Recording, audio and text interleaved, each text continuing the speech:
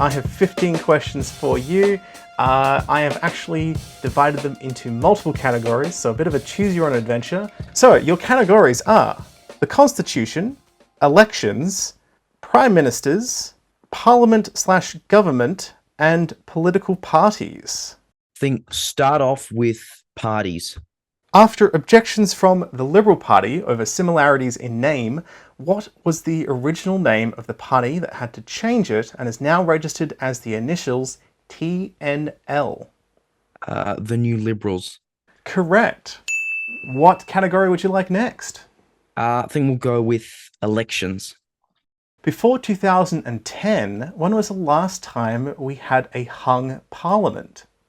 It seems to have been a while because I know Howard managed to get some pretty good majority governments in his years. I want to say 1993. Oh, no, the answer is 1940. Which state has had the most prime ministers born there? Surely New South Wales. That is correct. Yes, there is a big bias towards New South Wales peoples becoming Prime Minister. Pokemon Go was mentioned repeatedly in 2019 during debate of a bill on what subject? A. Agricultural protection, B. Data management regulations, C. Copyright law, or D. Live animal exports? God, I'm glad you gave me the multiple choice. Animal exports? Oh, no, actually it was A, agricultural protection. The media nicknamed this the vegan terrorist bill. Minister, this is around the issue of whether players of games like Pokemon Go might find, or I should say creators of games like Pokemon Go might find themselves in breach of this legislation. Chasers of Pikachu are safe. You should know this. What age can people enroll to vote in Australia? 16. Correct. First thing I'm doing on my birthday this year. I already know that. What is your next category? Can we go to political parties? Which of the following is not a real political party from Australia's history at any point? A. Home Rule OK, B. Like Canberra, C. Flat Tax Now, D. Taxi Operators Political Service. Well, I did a big A to Z list on these, which took a while and is still continuing to be updated. I'm going to go with the only one that doesn't ring a bell to me, which is C. That is correct. I'm glad you got that because I did use that list you made to make that question. A genuinely massive list, and I appreciate the resource. I'm all about useful searchable resources, so thank you for that. Which category would you like next? Probably my weakest point, but I got to have at least one question for it. Let's go Constitution. How many times is the title Prime Minister mentioned in the Constitution? Gonna get a random number out because I'm thinking it's either going to be huge or it's going to be low ball. I'm going to low ball it. 6? Oh, no, the answer is actually 0. The Prime Minister is a position that's arisen out of convention from Westminster Parliaments. It has no constitutional basis. It's not a constitutional role. The Governor-General acts in advice of Council and can appoint Ministers of State, which by convention means the Prime Minister. True or false? Only Australian citizens can vote in Australian elections. I have a strong hunch there's some technicality on this one, but yet I feel like it's true. That's not an answer yet. Don't hold that in yet. Australian citizens, I'm going to say true.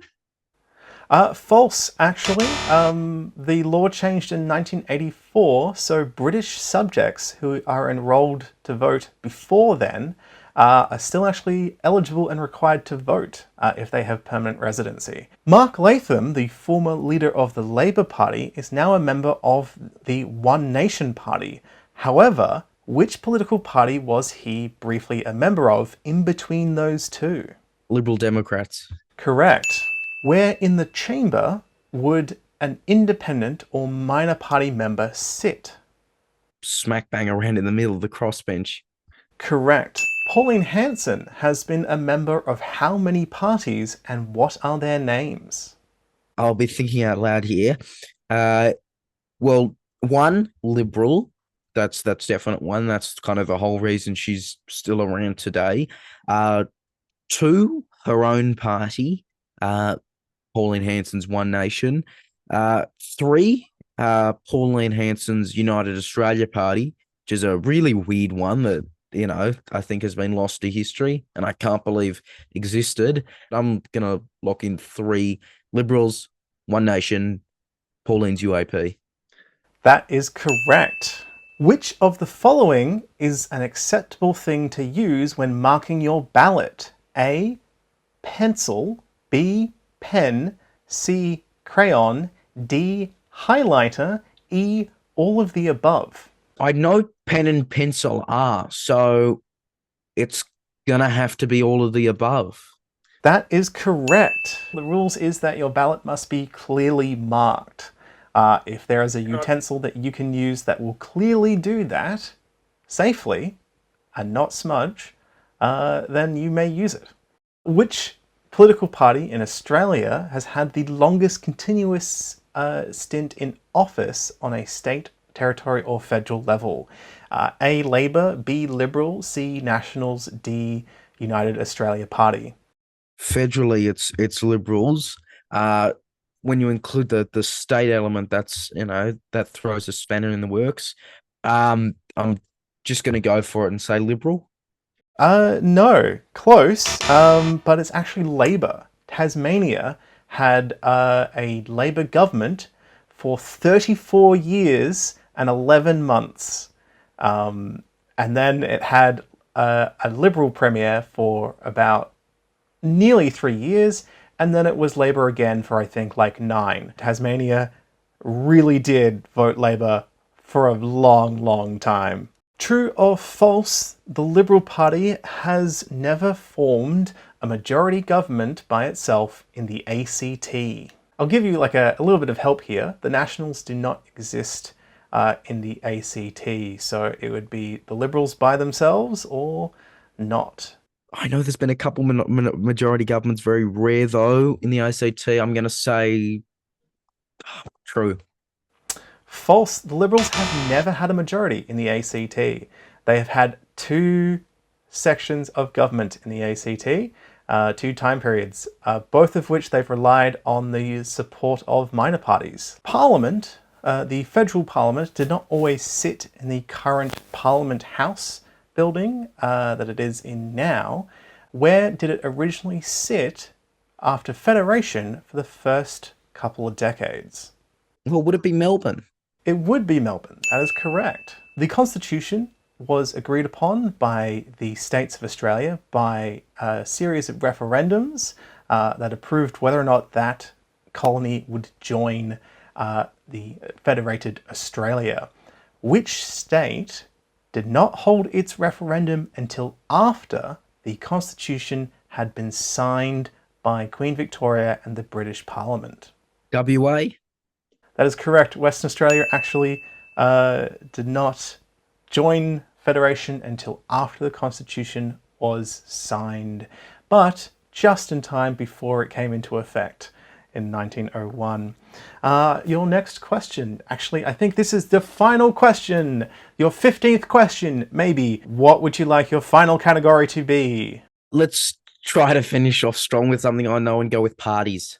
Which of the following political parties was not made by someone who defected from a different political party? I don't necessarily mean that they were an elected member, because party membership is a thing that anyone can have before they get elected. A, shooters, fishers and farmers. B, Australian Democrats. C, Australian Conservatives. D, the United Australia Party, the historic one with Robert Menzies and the predecessor to the Liberal Party. Or E, the United Australia Party, the unrelated contemporary party by Clive Palmer. I know Palmer was a member of the LNP and probably the Queensland Liberals before the merger, so rule him out.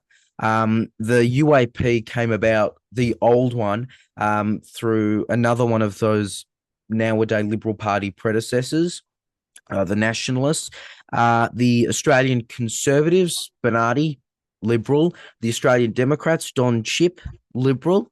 So it'd be shooters fishers. That is correct. Yes. That is a good amount of knowledge. I'm very impressed. Congratulations. You've got most of them correct. I don't actually remember how many you did get correct because I forgot to mark that down. If you'd like to know how well I did being tested on my political knowledge and history of Australia, a YouTube channel and socials are linked below.